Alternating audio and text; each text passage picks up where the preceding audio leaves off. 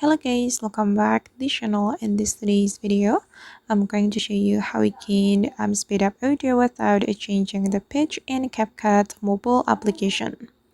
Okay, let's get into it. Here I have created a project in my CapCut application, and as you can see here I have imported my audio to this CapCut project, and I'm going to speed up this audio without changing the pitch.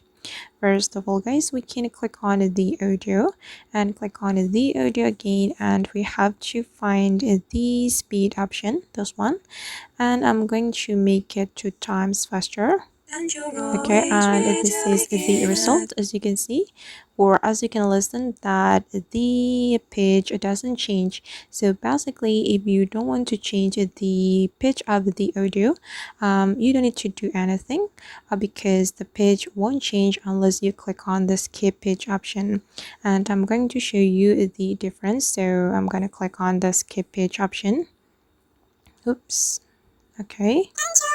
Right, and this is after I click on the keep pitch option. So if you don't want to change the pitch, don't click on this option. Okay. Alright guys, and that's how we can speed up audio without changing the pitch in CapCut application. I hope this tutorial will be useful for you. Thank you so much for watching, and see you in the next video.